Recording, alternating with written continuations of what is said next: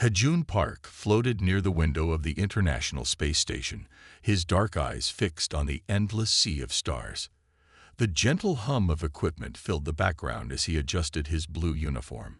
Today marked his third month as a lieutenant aboard the station, but the view of Earth still took his breath away every single time. "Lieutenant Park, please report to the main observation deck," the station's computer announced, its voice echoing through the quiet corridor.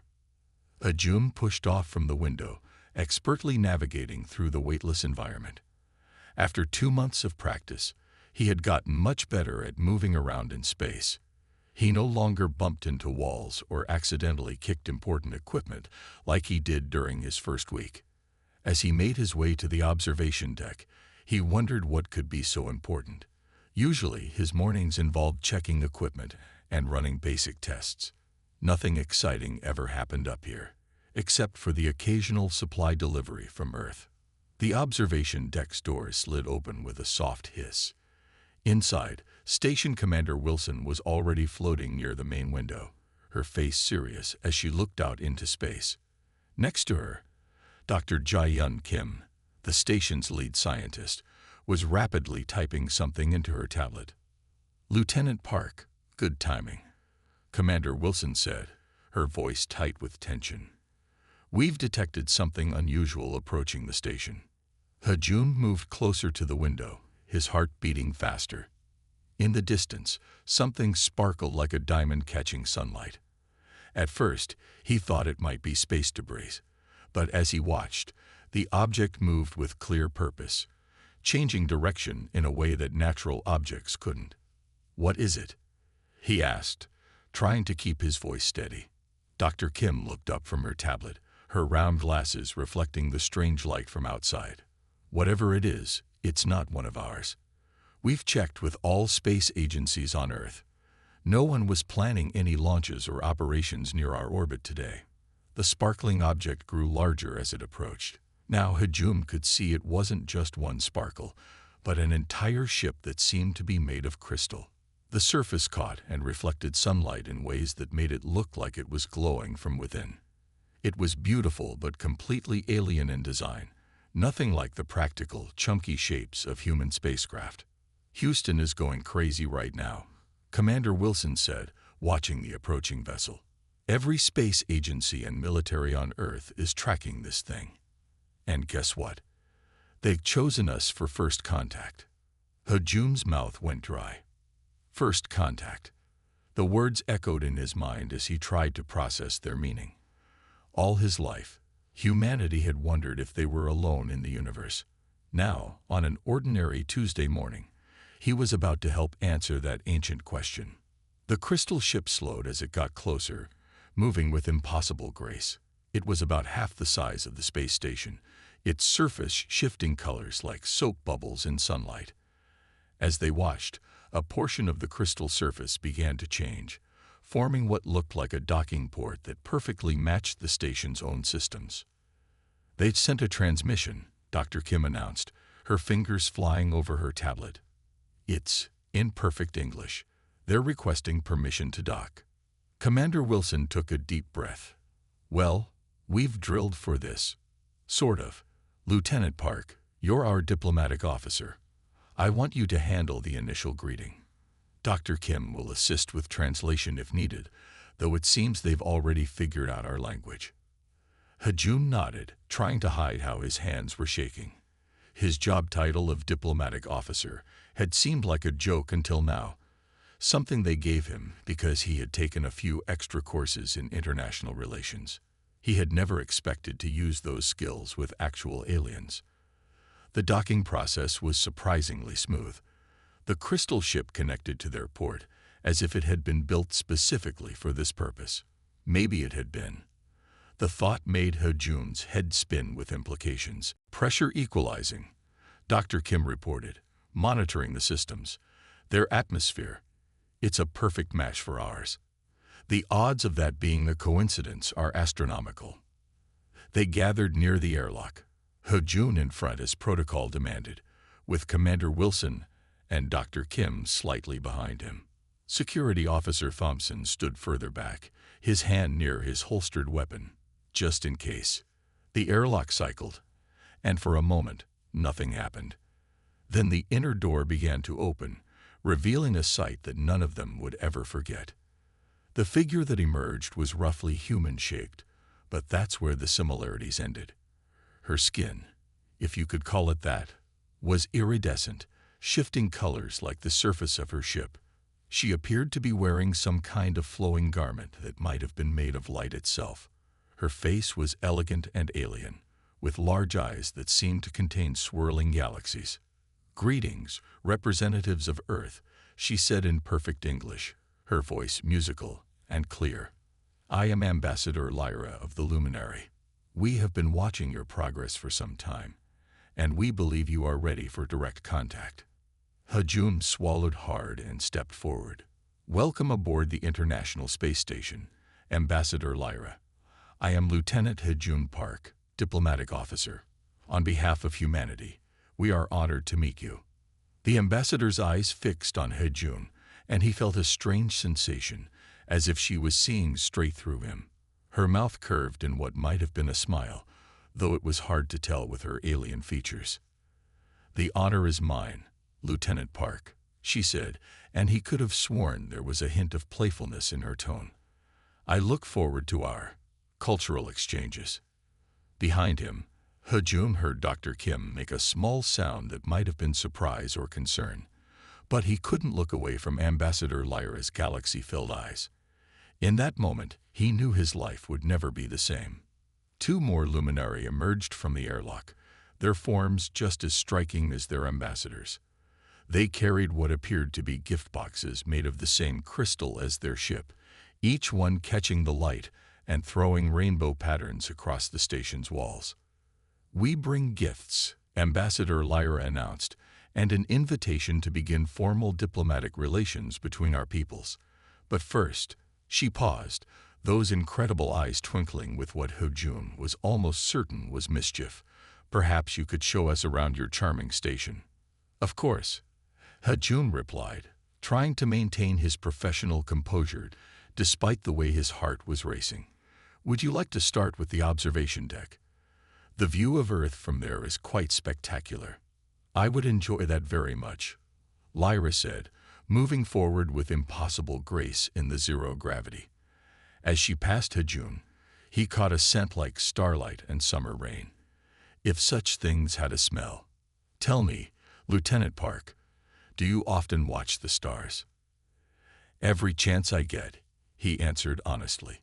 "Then we already have something in common," she said, her skin shifting to a shade of blue that reminded him of Earth's oceans. "I find that those who watch the stars often dream of what lies beyond them. Don't you agree?" As Hejun led the way to the observation deck, he could feel Dr. Kim's concerned gaze on his back. He knew he should maintain strict professional distance, but there was something about Ambassador Lyra that made him want to know more. The way she moved, the way she spoke, even the way her skin changed colors. Everything about her was fascinating. The tour continued through the station, with Lyra asking surprisingly detailed questions about human culture and technology. She seemed particularly interested in Earth's music and art, requesting examples of both. When Hejun played a classical piece through the station's speakers, her skin rippled with patterns that seemed to match the rhythm of the music. "Your species has such interesting ways of expressing emotion," she commented, watching Hejun's face as the music played. "We Luminary used color and light patterns for similar purposes. Would you like to see?" Before Hejun could respond, Lyra's skin began to glow with soft patterns that danced across her surface, like aurora borealis. The sight was so beautiful that he forgot to breathe for a moment. "That was amazing," he managed to say when the display ended. "I'm pleased you think so," Lyra replied, and this time he was certain she was smiling. "Perhaps during our future meetings, I can teach you to read the meanings of our light patterns. Would that interest you, Lieutenant Park?" "Yes," he said, perhaps too quickly. Behind him, he heard Dr. Kim clear her throat pointedly. "Ambassador," Dr. Kim interrupted, "I have many questions about your technology and biology, if you wouldn't mind discussing them." Of course, Lyra agreed graciously, though her eyes stayed on Hejun. But let's save the technical discussions for later. Right now, I believe it's customary in human diplomatic meetings to share a meal. We would be honored to learn about Earth's dining customs. As they made their way to the station's small dining area, Hejun couldn't shake the feeling that this was more than just a diplomatic mission. The way Ambassador Lyra kept watching him, the playful tone in her voice, the occasional flashes of color across her skin when their eyes met. It all seemed to hint at something more. But that was crazy, wasn't it? She was an alien, a representative of an advanced civilization that had been watching humanity for who knows how long. Surely he was imagining things, projecting human meanings onto alien behaviors he couldn't possibly understand. Still, as they settled in for their first shared meal in space, Hejun couldn't help but wonder what other surprises Ambassador Lyra had in store for him. One thing was certain: life aboard the International Space Station had just gotten a lot more interesting. Commander Wilson started explaining their food preparation systems to the luminary delegation, but Hejun found it hard to focus on her words. He was too busy watching the way Lyra's skin shimmed with subtle patterns every time she looked in his direction. Was she trying to tell him something? Or was he reading too much into alien body language? Only time would tell. But as he sat there, surrounded by the soft hum of the space station and the gentle glow of their alien visitors, Hejun had a feeling this was just the beginning of a very unusual diplomatic mission. A week had passed since the luminary's arrival at the International Space Station. Hejun Park sat in the newly designated Cultural Exchange Room, watching Ambassador Lyra create patterns of light in the air with her hands. The room, once a simple storage area, had been quickly converted for diplomatic meetings after the aliens' arrival. "You see, Lieutenant Park," Lyra explained, her skin shifting to a soft golden color. "Each pattern has its own meaning. This one," she moved her hands in a flowing motion, creating spirals of light, "represents curiosity and learning." Hejun leaned forward, fascinated by the display. "It's beautiful," he said, "like watching a dance made of starlight." Lyra's skin flickered with spots of bright pink for just a moment. Dr. Jae-Yun Kim, who sat in the corner taking notes, raised her eyebrows at this display but said nothing. "An interesting comparison," Lyra said, her galaxy-filled eyes twinkling. "Would you like to learn how to read more of our patterns? It could be helpful for our future diplomatic relations." Before Hejun could answer, Dr. Kim cleared her throat.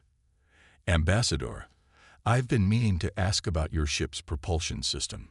The energy readings we've detected are quite remarkable." "All in good time, Dr. Kim," Lyra replied smoothly, her attention still focused on Hejun. "First, I believe we were scheduled to discuss Earth's arts and entertainment. Lieutenant Park promised to show me some examples of human music." Hejun nodded and reached for his tablet. Over the past week, he had created a playlist of various music styles from Earth. He started with a piece of classical music, watching as Lyra's skin began to ripple with patterns that matched the rhythm. "Fascinating," she said, closing her eyes. "Your species creates such beautiful sound patterns. We luminary make music through light and color, but there's something special about your way of arranging sounds." As the music played, Hejun noticed that the other two luminary delegates, who usually stayed quiet during these sessions, were also displaying patterns of light across their skin. The whole room seemed to dance with their responsive displays. "Can you show us how your people make music?" Hejun asked, genuinely curious. Lyra's skin brightened. "I was hoping you would ask." She stood up, her flowing garment of light shifting around her. "Please, dim the room lights." As the lights lowered, Lyra and her two companions began to glow more intensely. They moved their hands in coordinated patterns, creating complex displays of light that filled the room. Colors flowed and merged, forming shapes that seemed to pulse with their own rhythm. The effect was hypnotic, like watching the northern lights dance to an unheard melody. Hejun found himself holding his breath, mesmerized by the display. He noticed that some of the patterns seemed familiar. They reminded him of the way Lyra's skin had flickered when she looked at him during their first meeting. The performance ended, and the room lights slowly came back up. "That was incredible," Hejun said, his voice full of genuine awe. "I'm glad you enjoyed it," Lyra replied, moving closer to where he sat. "Perhaps next time, I could teach you to recognize specific emotional patterns in our light displays. It could make our diplomatic communications more efficient." Dr. Kim suddenly stood up. "Lieutenant Park, may I speak with you for a moment?" Outside, Hejun followed Dr. Kim into the corridor, where she fixed him with a serious look. "You need to be more careful," she said in Korean, keeping her voice low. "I've been watching their interactions. The ambassador's behavior toward you is different from how she acts with others." "What do you mean?" Hejun asked, also switching to Korean. "Those color patterns she shows when she looks at you. They're not the same as the ones she uses during official meetings. And have you noticed how she finds reasons to extend your cultural exchange sessions? How she always sits closer to you than necessary?" Hejun felt his face grow warm. "She's just being diplomatic," he said, but even he wasn't sure he believed that anymore. "We don't understand their culture yet," Dr. Kim warned. "What might seem like friendly behavior to us could mean something completely different to them. Or worse, what if she's testing you? Studying human responses to certain stimuli." Before Hejun could respond, the door slid open and Lyra emerged. "I hope I'm not interrupting anything important," she asked, her skin showing ripples of deep blue. "Not at all," Hejun replied quickly, switching back to English. "Dr. Kim was just reminding me about some research data she needs." "Of course," Lyra said, her eyes moving between them.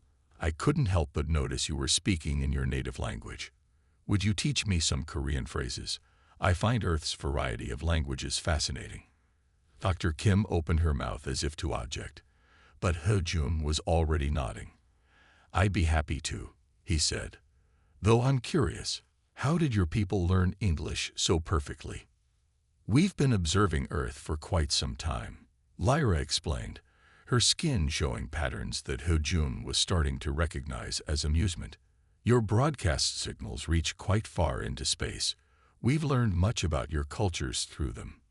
They returned to the cultural exchange room, where Lyra's companions had been creating intricate light patterns in the air.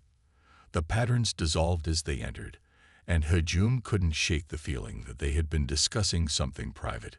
"Let's start with basic greetings," Hejun said, sitting down. He noticed that Lyra chose to sit closer to him than before, her light garment occasionally brushing against his uniform. "Annyeonghaseyo, annyeonghaseyo," he said slowly.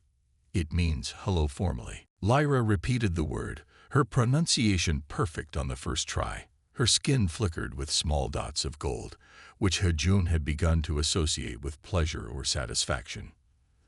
They spent the next hour going through basic Korean phrases, with Lyra showing an incredible ability to mimic human speech. Every time she successfully pronounced a difficult word, her skin would display those golden dots, and she would look at Hejun as if seeking his approval. Dr. Kim watched the entire session with growing concern, taking notes that Hejun suspected had nothing to do with language learning. As the session was ending, Lyra turned to Hejun with what he now recognized as her version of a smile. "Tomorrow," she said, "I would like to show you something special on our ship. With your commander's permission, of course." Hejun's heart began to race.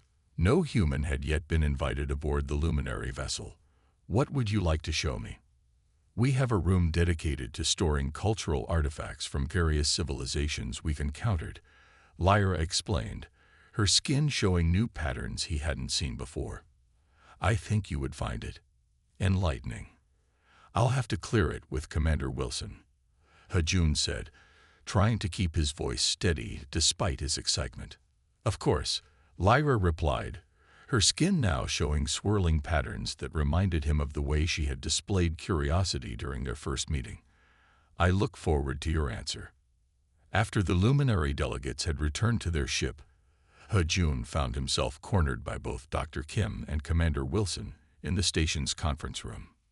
"This is unprecedented," Commander Wilson said, pacing in the zero gravity. "No human has been invited aboard their ship yet. We don't know their true intentions." "With all due respect, Commander," He-Jun argued, refusing could be seen as a diplomatic insult. "They've been nothing but open with us so far." "Open?" Dr. Kim interjected. "We still know almost nothing about their technology, their society, or their real reason for contacting us. And Ambassador Lyra's behavior toward you. What about her behavior?" Commander Wilson asked sharply. Dr. Kim adjusted her glasses. "She shows different color patterns when interacting with Lieutenant Park. Her body language, if we can call it that, is notably different. I'm concerned this might be some kind of test or experiment." He-Jun felt his face grow warm again.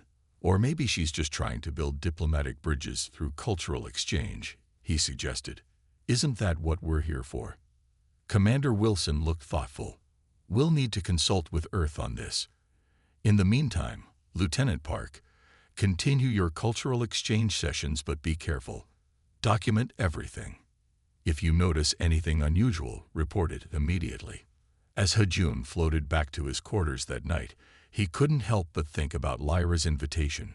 What would the luminary ship be like inside? What secrets might their cultural artifact room hold? And why had they chosen him for this honor? He looked out his small window at the crystalline ship floating nearby. As he watched, patterns of light moved across its surface, reminding him of the way Lyra's skin changed colors when she looked at him. He found himself wondering if she was thinking about him too, and then immediately felt foolish for such thoughts. She was an alien diplomat, not some potential romantic interest. Still, as he prepared for sleep, he couldn't forget the way her galaxy-filled eyes seemed to sparkle when she spoke to him, or how her skin showed those unique patterns that Dr. Kim had noticed. Tomorrow would bring new discoveries, new mysteries, and perhaps answers to questions he hadn't even thought to ask yet. What He-Jun didn't know was that aboard the luminary ship, Ambassador Lyra was also awake, her skin showing complex patterns that her companions were watching with great interest. Whatever game she was playing, it was clear that He-Jun Park had become an important piece in it. The question was, what would happen when all the pieces finally fell into place? The next morning, He-Jun Park found a small crystal on his desk. It was about the size of his thumb and seemed to glow with a soft inner light. As he picked it up, the crystal changed color from clear to a warm golden hue, just like the patterns he often saw on Lyra's skin when she was pleased about something. He was still studying the crystal when Dr. Jae-yum Kim floated into his office, her tablet clutched tightly in her hands. She stopped short when she saw what he was holding. "Where did you get that?" she asked, her voice sharp with concern. "It was here when I came in," He-Jun replied, watching the crystal shift to a deep blue color. "I think it's from Ambassador Lyra." Dr. Kim moved closer, her eyes narrowed behind her glasses. "You think? You don't know for sure." "Lieutenant Park, that could be dangerous. We need to run tests on it immediately." Before He-Jun could respond, the station's computer announced, "Ambassador Lyra and her delegation request entry to the station." He-Jun carefully placed the crystal in his pocket, ignoring Dr. Kim's disapproving look. They made their way to the airlock, where Commander Wilson was already waiting. The commander's face showed the strain of the past week. Earth's governments had been arguing constantly about how to handle the luminary presence. The airlock cycled, and Lyra emerged with her usual grace. Today her skin showed patterns that reminded He-Jun of sunrise on Earth, all soft pinks and golden swirls. Her eyes found him immediately, and he felt the crystal in his pocket grow warm. "Good morning," Lyra said, her galaxy eyes twinkling. "I trust you slept well, Lieutenant Park, and perhaps found a small token of appreciation on your desk." He-Jun touched his pocket. "Yes, thank you. It's beautiful, but what is it?" "A simple mood crystal," Lyra explained, moving closer to him. It responds to the emotions of whoever holds it. Among my people, sharing such crystals is a sign of—" She paused, her skin flickering with those pink spots June had noticed before. "Growing friendship." Dr. Kim stepped forward. "Ambassador, while we appreciate the gesture, leaving unknown objects in our station without proper clearance is against protocol." "My apologies," Lyra said, though her eyes never left June.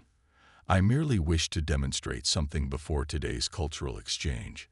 You see, Lieutenant Park has been learning to read our emotional patterns. I thought having a crystal might help him practice." Commander Wilson cleared her throat. "About today's exchange, we've received clearance from Earth regarding your invitation to show Lieutenant Park your cultural artifacts room. However, there are conditions." "Of course," Lyra replied, her skin now showing patterns of what June had learned to recognize as amusement. "Let me guess. He must wear a monitoring device, be accompanied by security, stay within sight of your cameras." "All of the above," Commander Wilson confirmed, looking slightly embarrassed that their precautions had been so predictable. "We have no objections," Lyra said. "In fact, we expected such measures. Trust must be earned, after all." Her skin rippled with new patterns as she turned to June.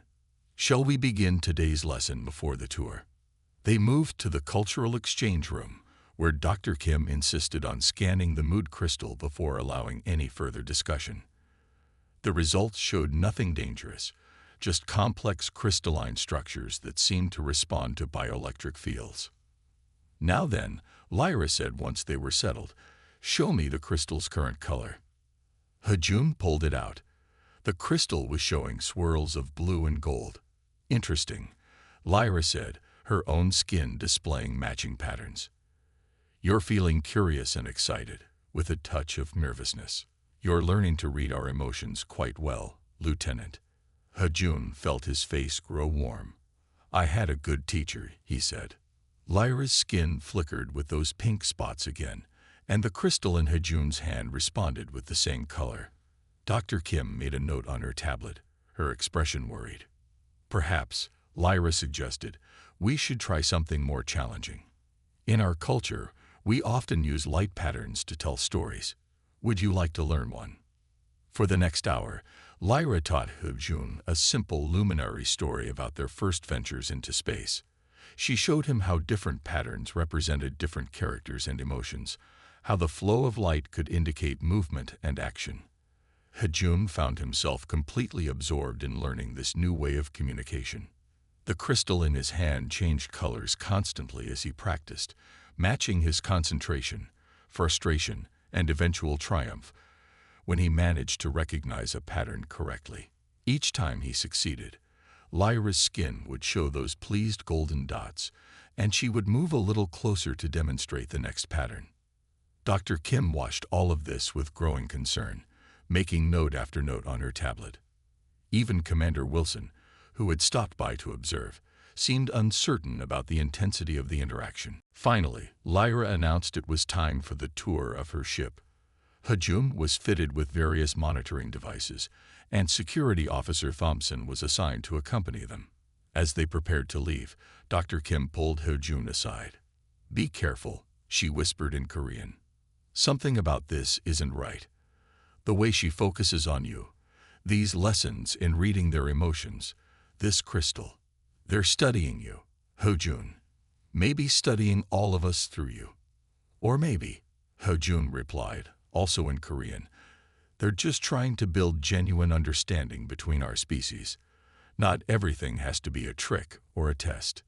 But as they approached the luminary ship, even June had to admit that something felt different today. Lyra's behavior seemed more focused, more intentional. The crystal in his pocket grew warmer, and he noticed her skin showing new patterns he had never seen before. The luminary ship's airlock was unlike anything they had ever seen. It seemed to recognize their approach, forming an opening that perfectly accommodated their group.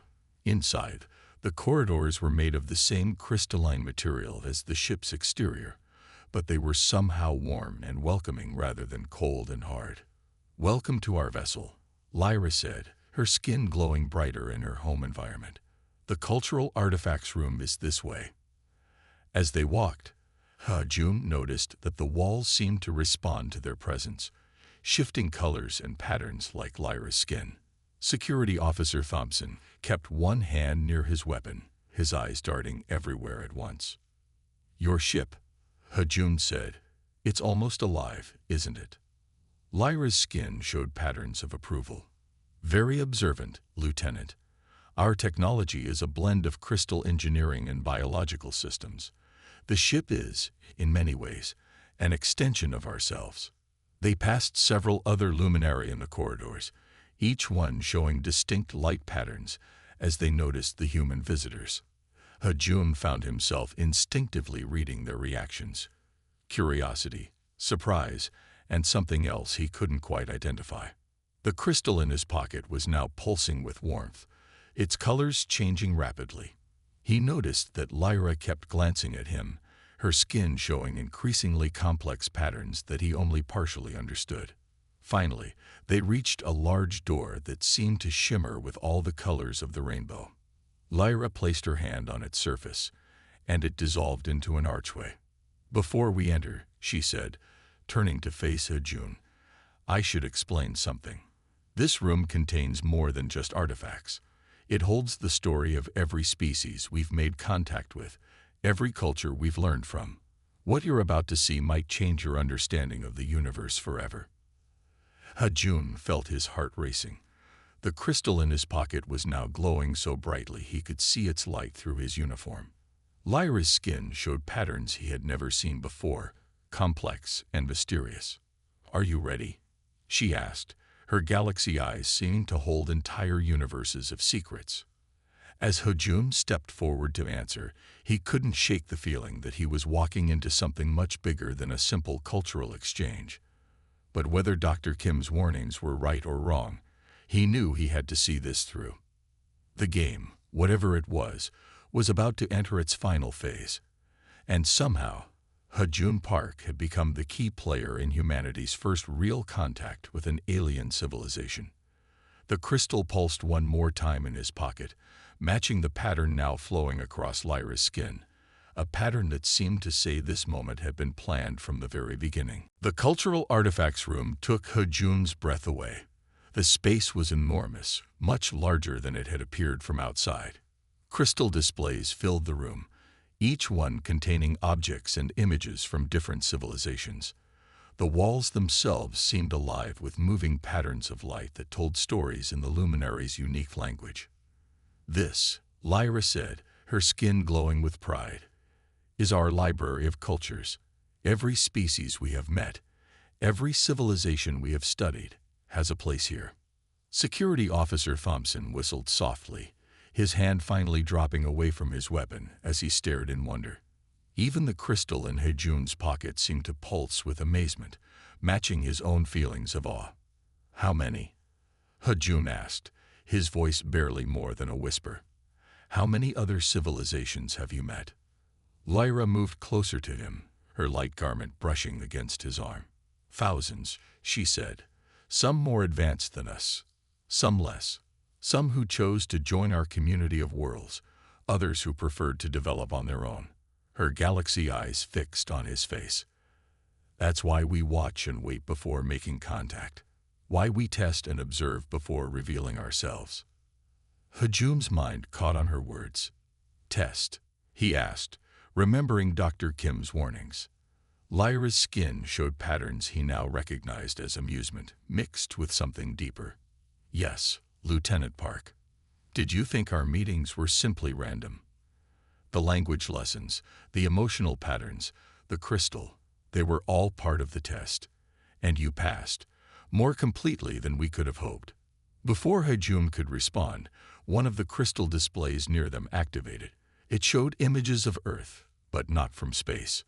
These were street scenes, classrooms, homes, places where humans lived their daily lives. "We've been watching Earth for a long time," Lyra explained. "Learning your languages, studying your cultures. We needed to understand how humans build connections, how they form relationships, how they handle new and unexpected situations. She moved to another display, which showed scenes from the International Space Station over the past 2 weeks. Hejun saw himself in many of them, learning to read luminary patterns, talking with Lyra, studying the crystal. Of all the humans on your station, you showed the most genuine curiosity about us. Lyra continued, not just about our technology or our potential usefulness to Earth, but about who we are as people. That's why I chose you for the final test. Hejun felt the crystal in his pocket grow warmer. What was the test exactly? Lyra's skin displayed a new pattern, one he had never seen before. It was complex but somehow familiar, reminding him of the way humans smiled when sharing a special secret. The test was to see if humans could understand us, she said, not just our words or our technology, but our way of communicating, our emotions, our essence. The crystal you carry, it's not just a mood sensor, it's a key. She gestured at the walls, and suddenly the moving patterns resolved into clear images. Hejun gasped as he realized he could understand them now. They were stories, histories, emotions, all written in light and color. The crystal, Lyra explained, helps tune your mind to our way of thinking. But it only works if the person holding it is truly open to understanding us.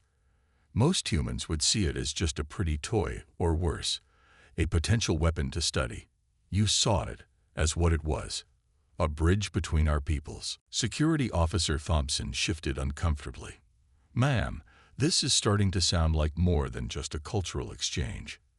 It is, Lyra agreed.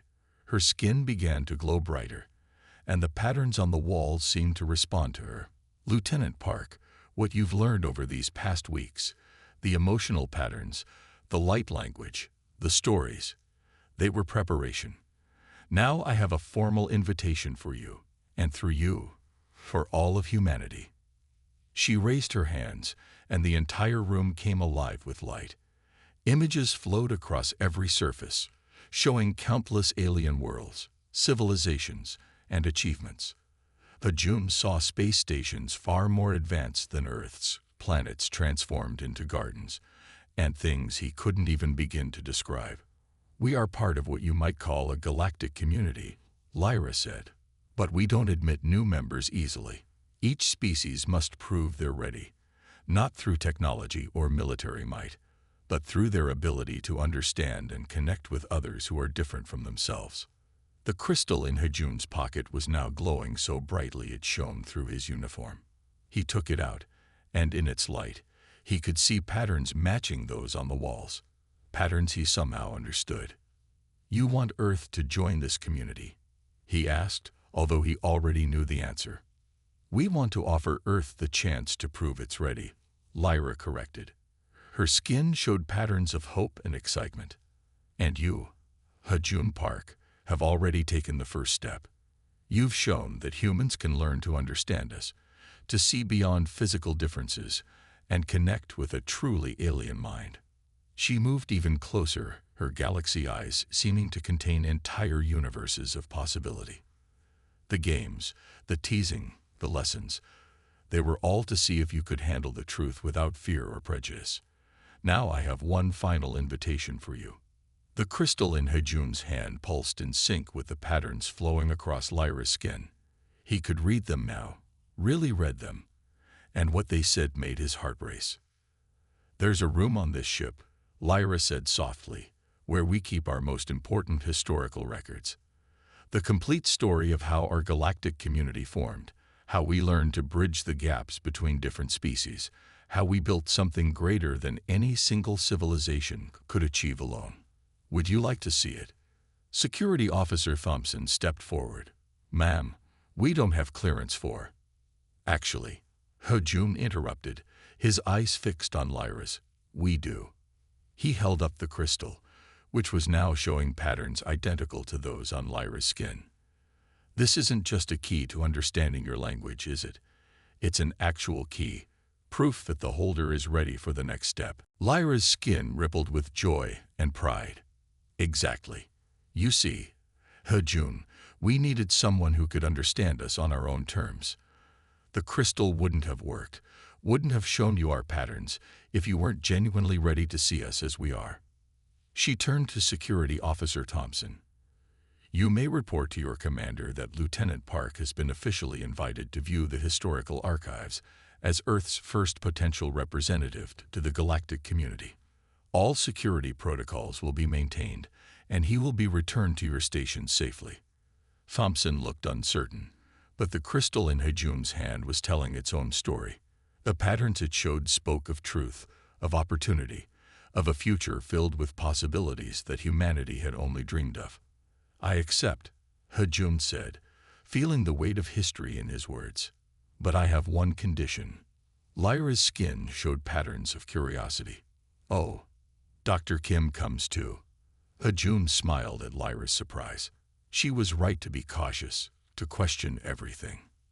Earth will need people like her, people who can balance curiosity with caution, if we're going to be part of your community. For a moment, Lyra was still.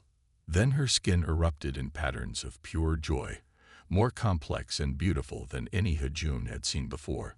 This, she said, is exactly why you passed our test. You understand that true connection requires both trust and wisdom. As they waited for Dr. Kim to join them, Hajun looked around the room again. The crystal in his hand showed him stories of countless worlds, countless species, all learning to understand each other despite their differences. And now Earth had a chance to be part of that story. One thing still bothers me, he said to Lyra. All those times you were teasing me, showing special patterns just for me. Was that part of the test too? Lyra's skin flickered with those familiar pink spots. The test required you to understand our emotions, she said. How better to teach you than by making you want to understand them?